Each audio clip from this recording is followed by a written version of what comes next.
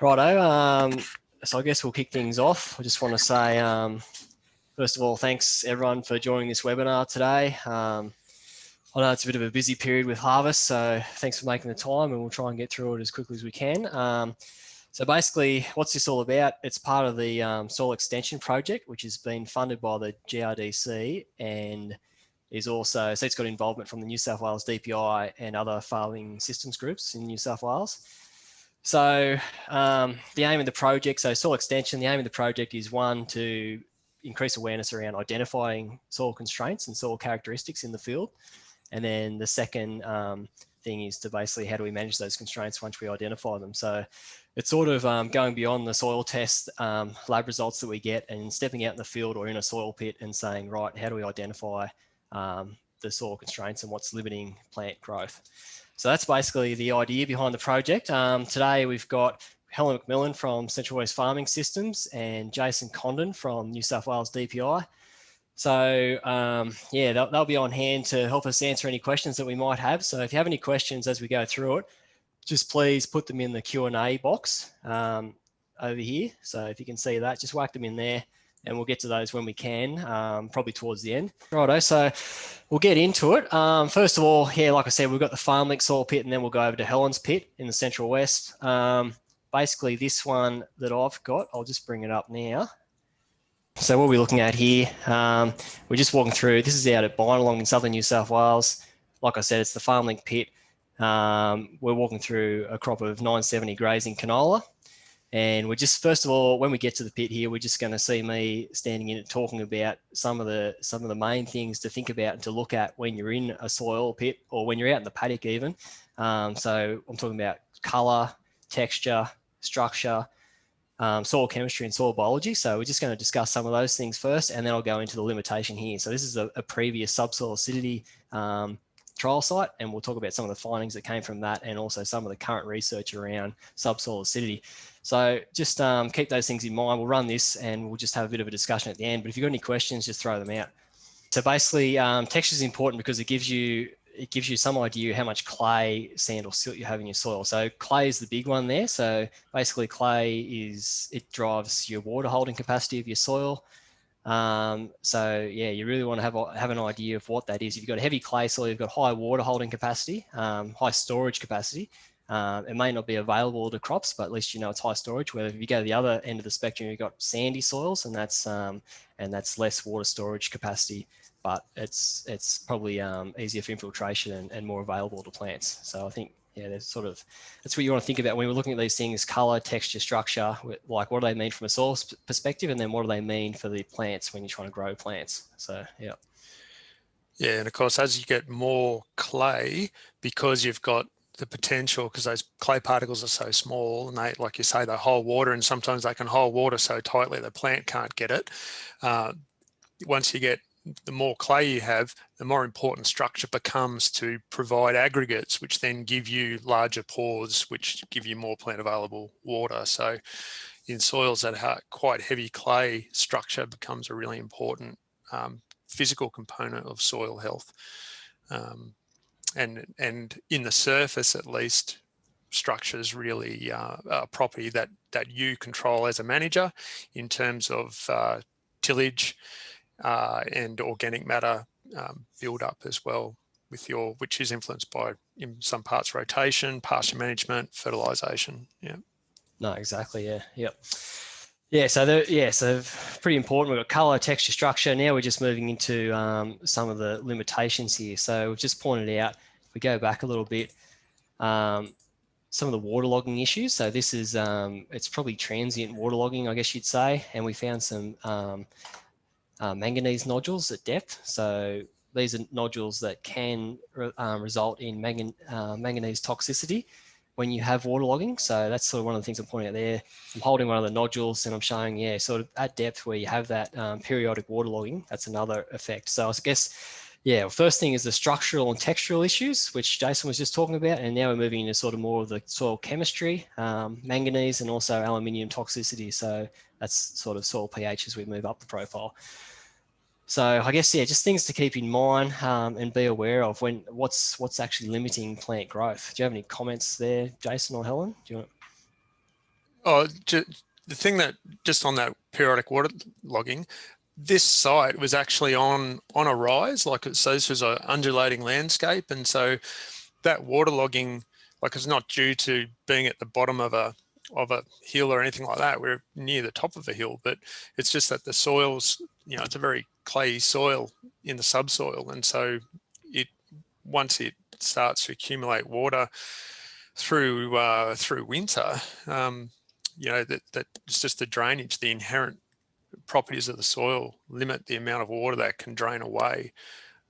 So, and that's just a feature of the soil. But yeah, it was interesting to me that because it was on a hill, that the soil clay content was so high that the even lateral movement of water off that hill in the soil was slow. No, It also implies that you have quite a storage of water in that profile. So, the evidence of that manganese oxides at depth is saying that soil does get very wet at depth, and so there's quite a store of water. So that the clay can hold water, and the evidence that periodic water logging is saying it does hold water. It's actually getting quite wet, which is water that a crop can use eventually at the end of spring. Yeah, exactly. Yeah. So we've got, like Jason just said, periodic water logging. And another sign of that, when I go back to colour, a lot of the redder country is often more well drained. And then when you get the darker greys and the sort of into the bluey greys, you get more water logging. So yeah, I guess it's just trying to bring it all together and say, look, we've got the colour, we've got the texture, we've got the structure, and then we move into chemistry, and we've already decided that, yes, there is sort of periodic water logging. We found the manganese nodules. That's potential toxicity at certain times of the year when we get that water logging. And now I'm talking about more up in the surface layers around soil acidity. So at this site, a lot of it is subsoil acidity. So we did some pH testing, and we found out that in the surface, 0 to 10 is probably 5.5, but when you go below that, sort of 15 to 30 centimeters, you're getting low falls in pH and calcium chloride. So that's having a big effect. And if you look there in the middle of the screen, you can see some J rooting in the canola roots. So, and that tells you, that's straight up, that tells you better than a soil test. You can see that loamy topsoil, which is really good. The roots are growing down into it, but then they're hitting that 20 centimeter down layer at acid throttle, and they're just going sideways. So even if without the soil testing, you just dug this pit, you'd be able to tell straight away that obviously pH, or there's some limitations, either compaction or acidity. And we know from management that it's not compaction because we've done some ripping. But clearly there's an acidic issue. And this is one that we dug out just behind me, and it's obvious. We were sort of surprised how much J rooting there was. And there's no root hairs on that root if you have a look, and that's a sign of aluminium toxicity. So basically, when you get that pH sub 5%, sub 5 in pH and calcium chloride, you're getting aluminium toxicity. And that's your limitation. That's your main limitation, along with those other structural and manganese toxicity issues as well. So, I don't know, Jason, you were there. What do you reckon? It was pretty evident, wasn't it? Yeah, that's right, and you're spot on. Like that sort of J rooting, it could have been a physical thing as well. But like looking at the profile, the structure, where those plants were J rooting, the structure underneath it, it wasn't like there was a hard pan there. And you alluded to, this site actually had liming trials on it, and some of that was ripped. And so, any physical constraint, if there was a hard pan, the ripping would have sorted that out. But yeah, so that was a pH below 10 centimeters being the problem. And so just highlights again that if you just 0 to 10 soil sample, you can miss quite a lot of the problems, because you wouldn't, 0 to 10 soil sampling wouldn't identify this soil as having an acidity problem. That does obviously impact on the root growth in that canola. No, exactly. Yeah, definitely. Yeah, you get that changing soil pH, that stratified pH has moved down the profile. And just to talk a little bit more about the actual site, it's a previous subsoil acidity site. So 5 years ago, this trial ran and finished a couple years ago. So it's an older trial. What did we do? Basically, the idea at the time was to deep rip lime and try and fix that subsoil acidity layer, that 20 to 30 centimetre layer, which is a major limitation. Let's get some lime down there, let's rip it down there, and let's see what that does. So that was the idea. What we found is which pretty much what I'm talking about here in the field, is basically we're just not treating the wider acidity issue. So the rip lines, you can see a little dot on the screen there. That there is actually the ripped lime from that trial. So that's sort of what it looks like when you dig it up 5 years later. And then there's 50 centimetre spacing. So there's another one over here. There's another one back behind where I'm standing there. And it's, yeah, it's high input. We're trying to really get in there, spend the money. We're not doing gross margins on it. We're just trying to treat the problem for the moment. And you can see that you're really not getting widespread lime through the profile. So you're treating the acidity in that area, but in between, you've still got unripped, untreated soil, and this is acidic. And then also above and sometimes below around it, you're getting an acid throttle. So even this plant here, we've got J rooting. This one's going across here. There's examples of that all the way through this paddock. Even above the treated zone, you're still getting that just a few centimeters of really toxic, acidic soil, and that's just preventing root growth. So I guess what does it all mean? Like, yeah, at the time we're trying to deep rip lime, and we're trying to spend the money, but it just wasn't having the impact that we thought it would have. So I guess Jason will probably talk about a bit later on about where we're up to now with current research, but I think that just goes to show when you have this problem, it's extremely hard to fix. I think a lot of the management at the moment is aimed towards preventative rather than curative. And yeah, even in this situation where it's clearly bad, you've still got a solid canola crop on top of it, and it yielded over 3 tonnes recently.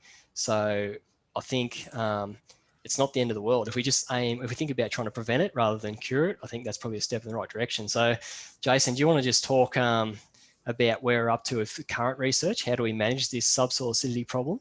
Yeah, so we know, like, done lots and lots of sampling. We know that subsurface acidity is really, really common in our farming systems, both grazing and cropping and mixed. And what we know is that trial is a great example of it. Direct placement of lime into that layer is, 1, expensive, and 2, often not very effective, because and our trials showed, unless you can mix that lime in really well with the soil, that you don't create a continuous pathway for the roots to follow into the ameliorated soil. And so you end up with these little pockets of ameliorated soil that the roots can't find, or have a low chance of finding.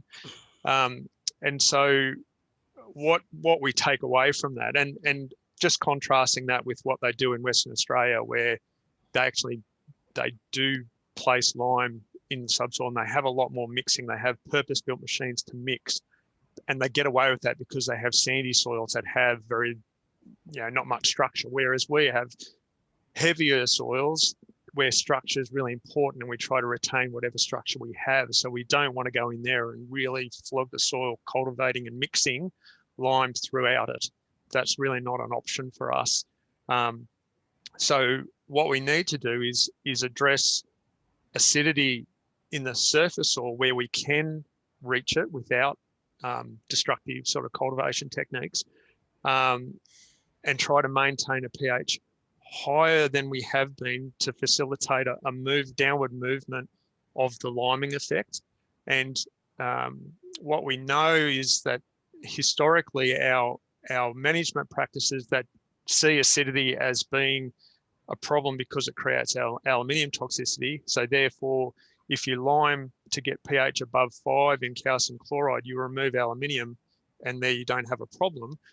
That mindset, whilst it was effective and we did decrease aluminium toxicity in the surface soil, because we're only ever putting on enough lime to get to pH 5 or just a little bit above, we were never putting on enough lime to get movement below the layer where we put the lime, the point of application.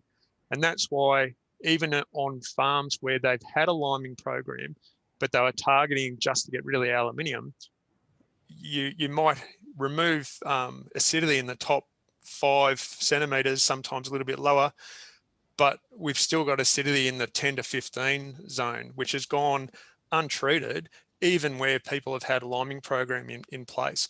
And that acidity is enough to cause problem. Now on that, it probably, in a really great year, the impact of it may be minor. But what we found a few years back, where you had a drier start to the season and you had little bits of rain, just enough to sort of wet the topsoil, like the top 10 centimeters up or so, but not enough to get plants pushing through and deeper. So the plants spent a lot of time in that acid zone, and that's where we're starting to see, some like really bad J rootings, clubbing of roots, a lot of disease, a lot of root diseases, because plants were stressed and they weren't able to push through that acid layer. So the current, I've got a bunch of trials in at the moment with Farmlink, with Central West, with Holbrook Land Care and others. What we're trying to do is demonstrate that if you target a higher pH, keep the pH over 5.5 in calcium chloride, you actually facilitate better movement of alkali downwards. So surface management of the soil actually decreases the acidity lower down in the profile. When I say lower down, like, within that 10 to 20 centimeter zone. We know that takes time, but not addressing it doesn't do anything but continue the problem. And then this trial, as you showed there, James, once you get subsurface acidity limiting growth, to actually rectify it once you have it becomes a costly thing, because you have to put lime deeper in, and it's not massively effective using the tools that we have available to us at the moment. So by far our best option is to be preventative of the formation of subsurface acidity by maintaining the pH in the surface soil at a higher target than what we have done in the past. So that's where we're at the moment. No, exactly. And I think this project highlight, although it didn't have a great silver bullet at the end of it, it really did highlight the fact that it is extremely hard to treat. It can be expensive and for not a lot of effect. So yeah, I guess there's two things what Jason just said there. Basically, one, lime moves extremely slowly through the profile. So that's the first thing to remember. And the second thing is to keep that pH above 5.5 in the topsoil, where you can actually have an effect, where you can incorporate it and treat it. Keeping it above that pH 5.5 is shown to be really effective. So here, I've just taken a dig stick and I've used some pH indicator. So you can see that soil pH indicator, which you can get from any sort of gardening landscape type shop. And it's really effective, actually. It's just something to have in your ute out in the field. You don't have to have a soil pit, just bang in a dig stick or just take a shovel full of soil and just to get a measure of the profile and something visual. You can really see that purple area is from the treated actual rip line. And so that's obviously the lime. So guess what? Lime increases pH. So you can see that there. And then above and below what I was talking about earlier, we've still got this acid throttle that's not being treated, and therefore roots are growing through that first 10 centimeters, hitting this yellow area, can't get through it, J rooting. So yeah, lime definitely is having an effect, but we just can't get the mixing through the full soil profile. And then if we come over to this one, this is basically the wider external farmer managed paddock. And basically you can see 0 to 10 incorporating lime. A lot of it's IBS incorporation, but still having an effect. And yeah, you're getting 0 to 10 treatment, but you're not getting the deeper down. So I get the point of this is lime moves extremely slowly, and if you can spend the money, you're still not getting a huge bang for buck. So yeah, and just like a pH indicator, like everyone probably has seen them before, but really effective. It's simple, but very effective. You get a quick result and something handy to have in the ute. And this is really visual and tells you what's going on. So there you have it. Yeah, basically soil acidity in Binalong. It's a pretty decent issue, but yeah. So James, there's a couple of questions coming through that I'd just like to touch on, but on that indicator on the screen at the moment, like that's acid, like that is quite acid. And yeah, you know, you can grow tolerant plants that can grow in acid soils, but even tolerant plants would prefer not to grow in acid soils. So their performance is better if they're not stressed. So Phil's asked about whether you can grow, other pasture species that that might be able to grow through. So you could grow acid tolerant plants, but they're still going to be stressed. And the other thing is that in a lot of the breeding that's been done, the acid tolerance is actually an aluminium tolerance. And so the plant can grow, but what we've seen is because the aluminium takes up so much space on the clay sites, like on the cation exchange capacity, if you rely on acid tolerance without addressing the fact that you've got a lot of aluminium, potentially manganese as well, and the hydrogen ions on those cation exchange sites, because they are all there, you just don't have a lot of space for good nutrients like the calciums, the magnesiums, the potassiums, and so you've got actually have a lower fertility for those other nutrients because so much of the space is available to hold nutrients is filled up with stuff that plants don't want, like the aluminium or the hydrogen ions. And so addressing the aluminium or addressing the acidity actually improves the overall fertility of the soil beyond just the aluminium. So one of the other trials, we've got data which shows that you actually can run into potassium deficiencies simply because there's so much aluminium. So yes, you can grow an acid tolerant plant, but it's going to be potassium deficient. So Phil's then asked about, well, if you can grow an acid tolerant plant, will that help the lime movement? I don't have data to confirm that. So I'm not going to comment on that, Phil. We know from work that's been published, the rate of that alkali effect from the lime addition is quite slow, and in those trials there were roots present. And so, yeah, I guess it might depend on the type of root and the volume of them, the size of them, and so there's just too many variables there for me to make a sensible comment. It's definitely worth something looking at, though. Felicity asked about liquid lime. And look, there are different products, and I've played around with a couple that are quite mobile, but at the end of the day, if you are sticking an alkali material onto the surface of the soil, it will start being neutralized, it will start neutralizing the acidity where it hits. And so if you want alkali to move, then it has to be in excess of the acid at the site of placement. So yeah, you kind of need to address the acidity in the topsoil to expect alkali to move further down. And there again, the more technology that goes into the liming product, the higher the cost. And so I really think the best option is to use a relatively low cost, superfine lime at the surface and manage well through time, and that will prevent the problem from getting worse.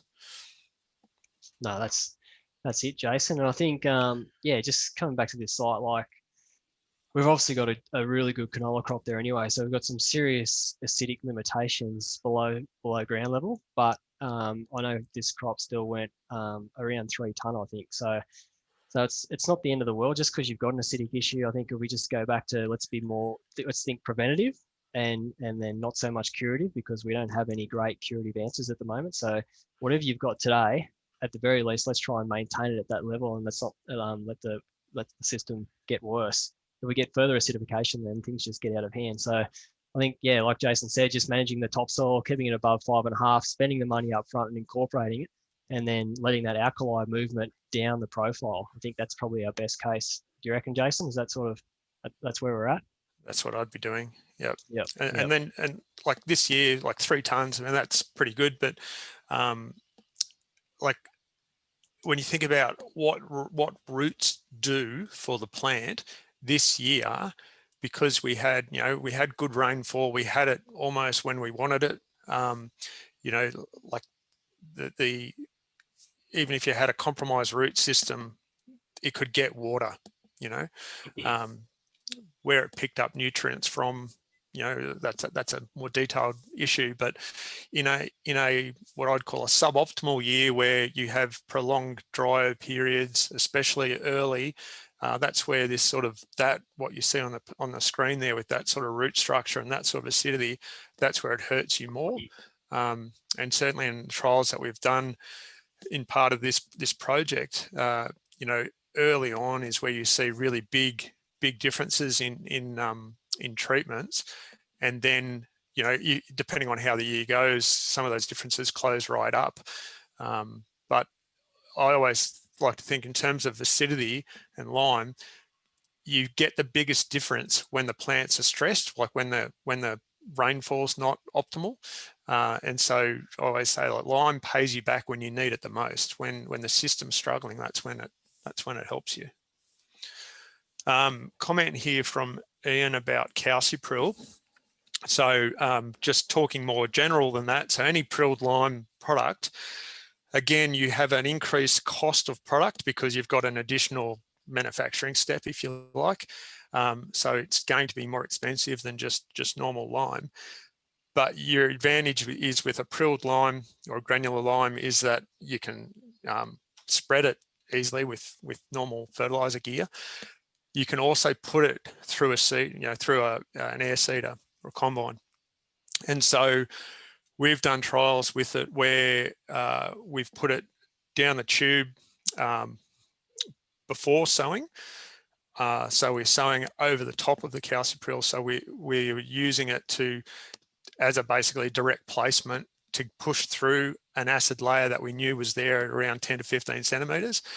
And it was effective at doing that. And we used about 300 kilos per hectare to do that. So from a cost point of view, it wasn't that different to just liming the paddock, but because we used less of it. But and we used a legume crop. So we had nodulation, everything where we'd put that granular lime in. So that was effective. And the but is this, it only ameliorated where we put it. And so, you know, in your crop between the rows, nothing, like the pH was still acid there. So if you were a continual cropper, then the prilled lime down the chute, you know, makes sense. I can see the advantage in doing that.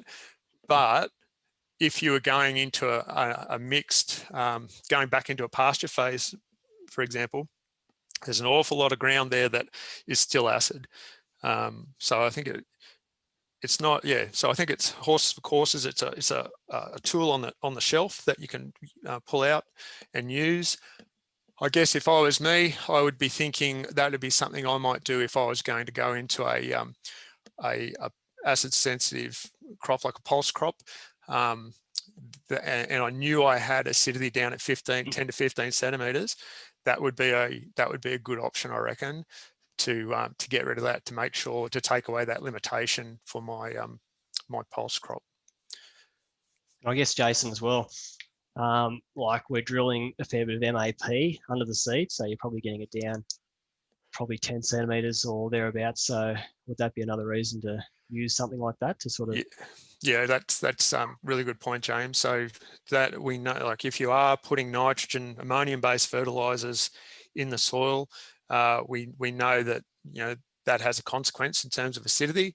And I know, I see Jim Laycock's joined us today, and I know he's got trials which demonstrate that as well. And you know, if you can put nitrogen at that depth, then you could put a prilled lime product at that depth as well to neutralize some of that acidity that's created from the nitrogen potentially as well. So I think it's definitely something that needs more work done on it, Ian. But yeah, it's promising in the trials that we did for sure. Yep. Righto. Yeah, well, I guess that pretty much summarizes this site and these trial results that we have. I'll just quickly go back over the boring stuff. So just the things we want to look at when we're standing in front of soil. So color, texture, structure, soil chemistry, and soil biology. So color, you get your reds and you get your darker country. So your red country is more well drained. But it can also tell you about organic matter. Texture, things like your ribbon test, how much clay you've got in your soil. So that's a big driver of your water holding capacity. Structure is good. The more structure, the better. Structure is important for water infiltration, aeration, and plant root growth. And then soil chemistry, so that's what Jason's just been talking about. Acidity is a large chunk of that. Acidity, salinity, which Helen will be talking about in a minute. A lot of that comes from your soil tests, but you can see a lot of it in the field as well. So I guess don't just rely on soil tests. Go out there and actually dig a hole or have a look in the paddock and see what you can see. And then soil biology, so plant roots, are they getting down? Are they getting deep? Soil microbes, activity through the profile, things like that. It all comes together and they all influence plant growth for better or worse. So I think it's just weighing up all those issues, finding out what's what. So here we've got acidity and how do we fix it? So that's basically that site. Now we'll move on to Helen. So we're going up into the Central West Farming Systems area. And Helen, I guess you've got some issues around acidity and salinity. Do you want to take us through some of that? And I'll play this video. Yeah, sure. Thanks, James. Hi, everyone. So a bit of background on this paddock. So we're out in Tottenham in Central West New South Wales. I asked the grower if he had a paddock that had a good site and a bad site, basically for us to do some soil testing and some pits. So upon initial inspection, the paddock looked good. The site that he sent me to looked really good. We did some soil coring, and the colours that were coming up were quite interesting, and to get into the pit was phenomenal. And then he took me to the bad site, and walking into it, the crop growth was really horrible.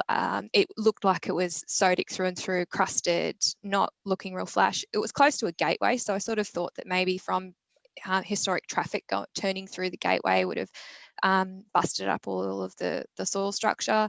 He did let me know that previous to them having the property, it was a sheep farm, so they deep ripped the paddock, expecting that there was some form of soil compaction, and also to remove the native pastures and the like. And they did just say that that particular part of the paddock was underperforming. Again, interestingly enough, doing some soil coring, the colours that came up were quite different. So in our good site, we had red colours, and then that changed into sort of like a paling into a white, almost light grey. And in our bad site, it was in a sort of a darker grey colour, and then that changed as we went down the profile.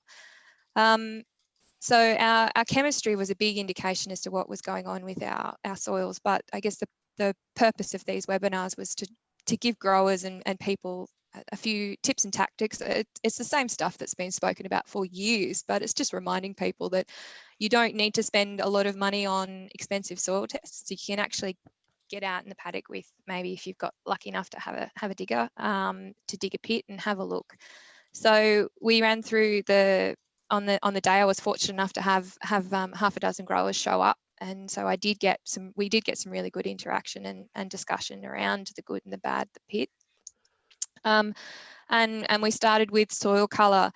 As I sort of said, we had quite two different colour contrasts through both of the profiles, and in our good site we had slightly sort of red-brown in the top 10 centimetres, indicating higher organic matter. That changed into a lighter red, and we actually ended up with a gypsum layer, well, what appeared to be a gypsum layer precipitating out in around the 20 centimetre, at the bottom of the 20 centimetre line, and then we changed into a clay. So it almost looked like in the sandy loam in the top. So where I've got my hand, that's basically, we're in the good pit. Where I've got my hand is our sandy clay loam, or sandy loam. And we've got good root penetration, indicating that the plants are fairly happy. They're investigating the soil quite well. I'm hoping that you guys can see sort of this faint pinky layer going across the profile, and that was sort of sandy, gritty. And looking at our soil chemistry and talking with Jason, thankfully he was in the paddock, we mulled it over, and it was interesting to sort of think that, oh, this looks to be a bit of a gypsum layer. And below that pinky layer, we changed into clay. So it almost looked like over eons and rainfall had potentially precipitated out this gypsum layer. Heading down the profile, we were able to see that the clay content increased, and that was through looking at the ribbon test. So as James has already gone through, you basically get a clod or an aggregate of soil, wet it up, try and create a ball out of it, and then squish it between your thumb and your forefinger. And the length of the ribbon it gives an indication as the clay content, and also you can feel the grittiness. So as Jason's already run through, that basically indicates whether or not how well your soil can hold or drain moisture, and the nutrition capacity of your soil as well. This particular soil also had some little white nodules going down the profile. So we did a fun little test, which I really enjoyed, dropping hydrochloric acid. So they call it a fizz test. So that there is a video here. There we go. So there's a white nodule or at the top of one of my fingers, and we got there with some hydrochloric acid. Jason said you can also use battery acid, but I don't really like the thought of doing that. And you just dripper it on, and if it fizzes like it's doing right now, that's the indication of lime precipitating out. So contrasting to James's soil in the Wagga Temora region, where they had quite acidic layers, we had a soil profile that was increasing in alkaline after about 20 centimetres. So our pH in the top 20 centimetres was sitting about that 5.5.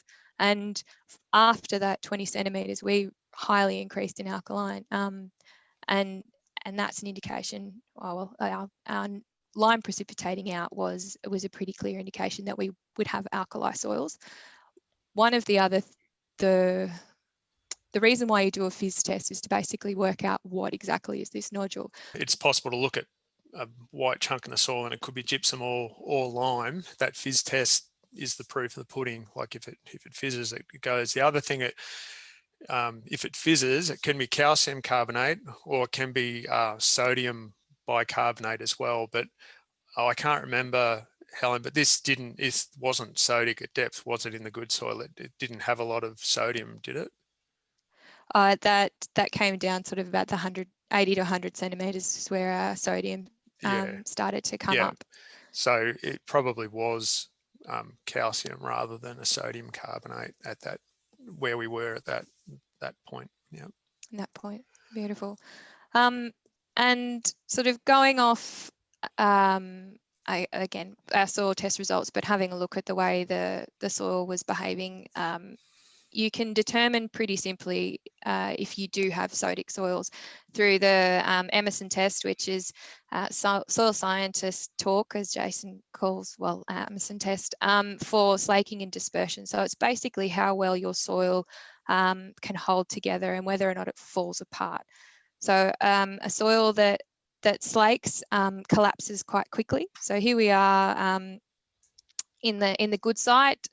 Ideally, you would use deionized water. If you don't have deionized water, rainwater is perfectly fine. Or if you're in an irrigated system, ideally you'd be using the water that you're putting on the paddock. So you get your little white trays or any type of white bowl. I think my husband would probably steal my ramekins from the kitchen. Put your water in, put it down, put your water in it first. So you don't want to disturb this. And then you just break off an aggregate, gently drop it in, and watch how it behaves. So here we are in the top 10 centimetres of our good site. And the soil, even though it's sandy, is holding together fairly well.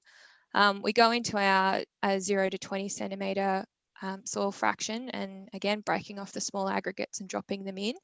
And I probably put one and it was a bit big, but they basically collapsed instantaneously. So for this particular site, it is highly it's slaked, so that's probably a bit to do with the clay content, would you say, Jason? The fact that it's a sandier soil, the clay is not holding it together as much.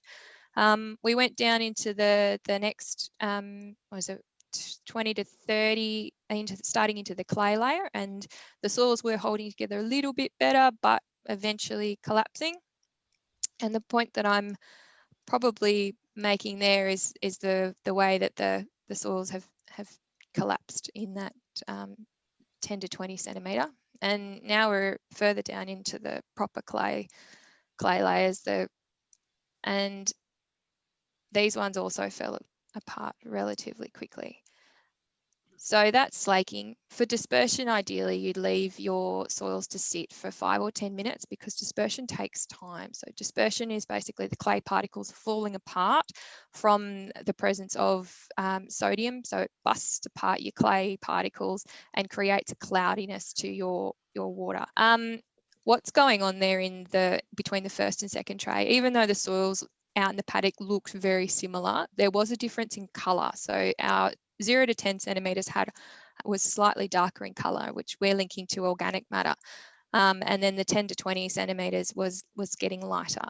So organic matter is crucial in helping to create good soil structure. And that's what the key difference is between the 0 to 10 and the 10 to 20 falling apart, is wholly and solely around organic matter holding that soil together.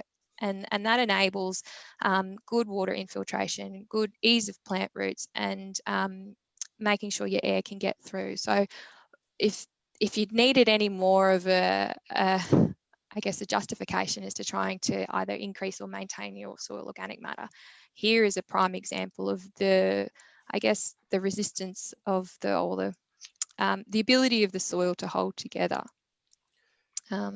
Jason, did you want to add any more to that particular test in our good site? No, that was great. I think the really interesting thing for me on the day when we were there, because the grower was with us and he spoke about what they'd done in that paddock. Now that slaking, what of course that does is whenever that soil gets wet, the structure collapses. So that second layer will have, not as good structure as the surface soil.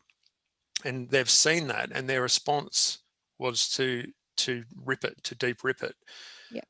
But this test shows that because that soil slakes, when you deep rip it, once it gets wet again or falls apart, it'll go back, it'll slump back to how it was. So it's not a ripping really isn't going to be a long-term benefit to that soil by itself. Clearly the increased stability in the topsoil due to that organic matter, you could rip, cultivate that topsoil and the structure's stable.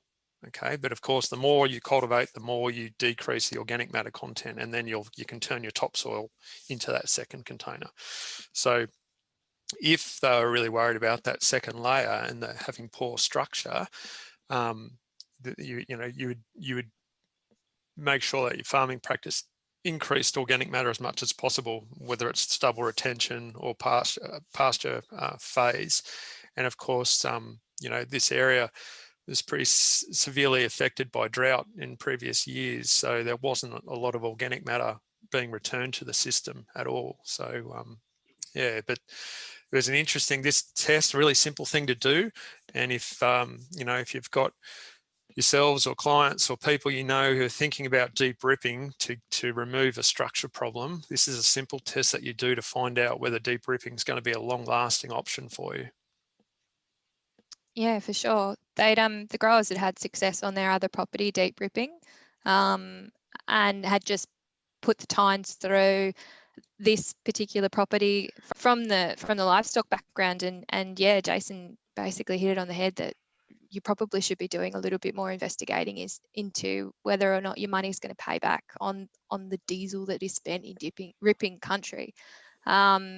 It was really interesting talking with them post. They're like, oh yeah, well, it didn't really work. As soon as it rained, the soils just collapsed, this, that, and the other. And you sort of go, oh, maybe we should have done a little bit more work before you went in with the rippers. So here we are at our bad site. And the crop on the top didn't look too bad.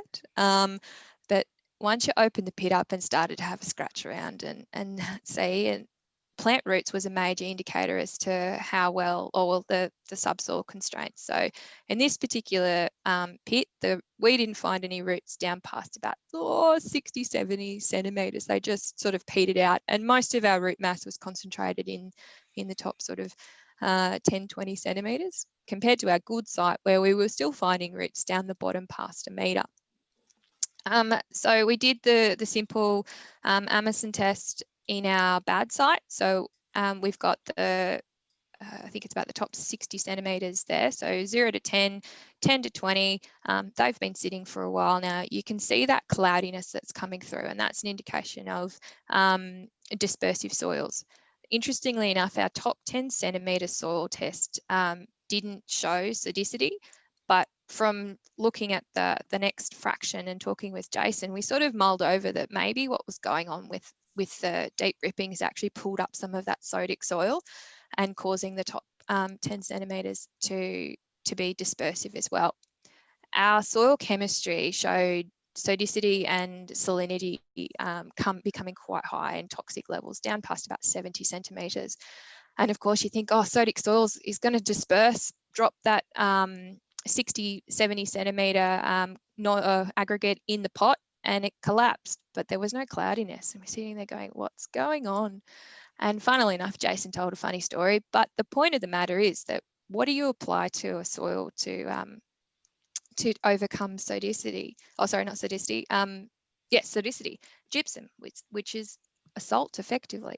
So what we were seeing happen in further down the profile was the salinity preventing that soil from dispersing. So it was really quite interesting. So whilst these tests are really, really, really vital in being able to start to pick up what's going on in your soil, doing a basic Amazon test can sometimes lead you down the garden path to sort of say, oh, it's masking the problem that you're actually having. So on that particular site, looking at my numbers, the conductivity, so we were getting a conductivity level, so DS decisiemens per metre, I think it was what it is, Jason. We were in the 40 to 60 centimetre layer, it was at 0.5. So what's the toxic level basically inhibiting plant roots, Jason? So it relates to texture a bit, but that's saline. That's very saline. I'd class that as very saline soil, and that, putting it in context with what the farmer was saying as well, there's all this unused water at depth. You kept talking about, there's unused water and we need to get the roots down, and that's one of the reasons they were keen on deep ripping. But in this case, the unused water is because the roots can't get to it because it's so saline, and then because it's saline, even if there was a root there, it wouldn't be able to be taken up by the plant. So yeah, often I find the observation by the grower is more than half the story. You just need to understand why they're seeing what they're seeing. What they're seeing spot on. The reason why is the bit that needs investigation, and it often, well, almost certainly a 0 to 10 soil sample won't provide the answer. Looking at the soil chemistry in a deeper soil test can help, but by far the best thing to do is to dig a hole and actually see where the roots go and overlay the soil chemistry on top of what you're seeing. The roots are the best indicator for sure. Oh, exactly. And interestingly enough, another indicator that there was something going on with your soil profile was that we had a coal well pay in our bad site in the 0 to 5, or basically the top 10 centimetres of 50. So this is really high for central western New South Wales. Most of my coal well pay soil test results that I get back that have come from the top 10 centimetres sit between 15 and 25. So when a coal pay of 50 comes back, you think, oh, what's gone wrong with my soil sampling? Have I botched this up completely? And basically what was happening was, over the life of this paddock, it had never performed to its full fertilizer potential. So we were just getting phosphorus accumulation happening. And again, funnily enough, talking with the grower, we'd done some other soil tests, and he's like, oh yeah, one of the other soil tests that came back in the top 10 centimetres had a high coal well P, and it was a very similar soil. He's like, I think that's what's going on. So for this particular bad site, there's a high amount of coal well P. This crop was basically only going to be able to access 60 centimetres worth of profile. So management for this subsoil constraint really is manage your fertiliser inputs for your predicted yield on a 60 centimetre bucket, because you're not going to be able to economically fix a soil that is that hostile that far down the profile. So if the grower had the technology to basically variable rate fertiliser and shut it off going through those particular soil types, that would be a management strategy for him going forward. And it really highlights I guess, one of the things, one big take home that I got from Jason was deep ripping should be to get to a better place, not a more hostile subsoil. So really we should have done some soil testing and had a look to see if deep ripping through the perceived potential compaction layer was actually going to gain access to a better soil environment. And in this particular spot, there's not much, that's a hostile soil, and there is not much better after that. So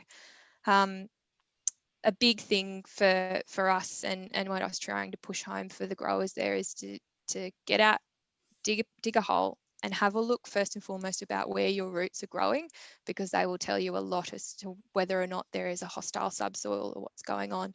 And as James's soil was showing, they were going sideways because they didn't like what the environment was. And they're pretty, I guess, cheap tips and tactics before you go and spend thousands of dollars on soil chemistry and mapping to see what's going on with your paddock. No, sounds good, Ellen. And I guess one of the things that I took away from this site was the dispersion test, and just something as simple as doing that when you're thinking about ripping. It's just worth gold, isn't it? Like, it's probably as good or better than a soil test. You can see exactly what's going to happen if you go and rip that soil. It might be a good idea today, but tomorrow it's just going to all fall back in on itself, and you're going to have probably a bigger problem and less structure. So it's just not worth the effort. Just take the day off, basically. So yeah, simple tests like this can add a fair bit of value for how simple they are. So yeah. Yeah. Yep. I was just going to say, yeah, if a grower did have Acidity in the top 10, 20 centimetres, the way to manage that would be to apply gypsum to flocculate the soil back out, and then trying to increase your organic matter to hold those soil particles back together. So if you do have Acidity, it's not the end of the world. It's just where it is in the profile as to whether or not it's economic to manage. Yep. And Helen, I found the soil tests from this site, and the other interesting thing, we did the topsoil in smaller intervals, in 5 centimetre intervals, and so 0 to 5, 5 to 10, and that CoLP that you spoke about, in the good soil, the 0 to 5 was 31 and the 5 to 10 was 6. And so, of course, if you did a 0 to 10, it would be the average of those things. So it would come out at 15, 18, something like that, which would fit into what you were sort of saying as sort of normal sort of numbers that you might expect.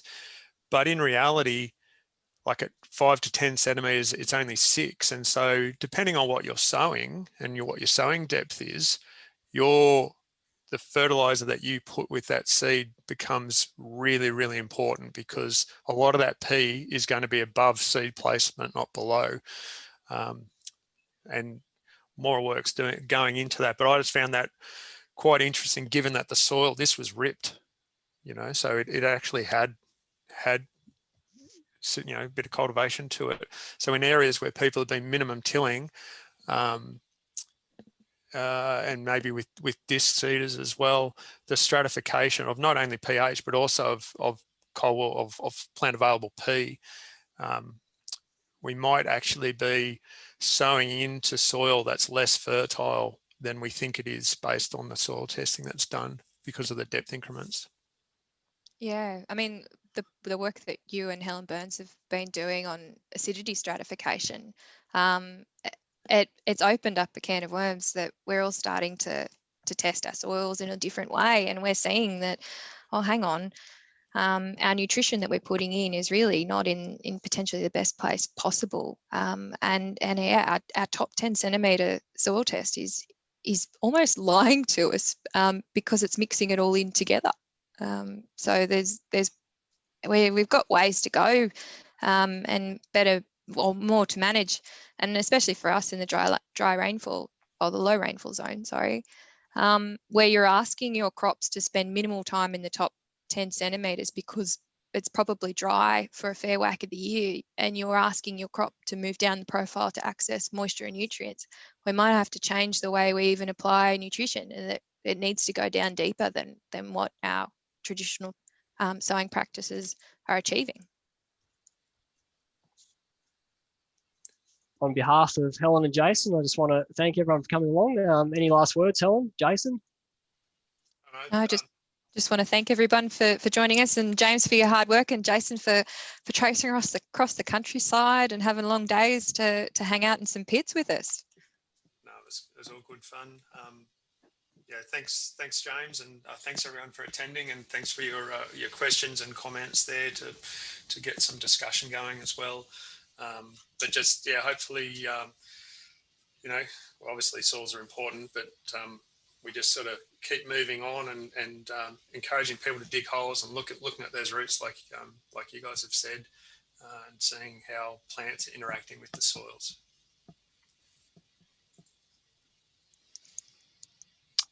Too easy, righto. Thank you, and we'll catch you all later.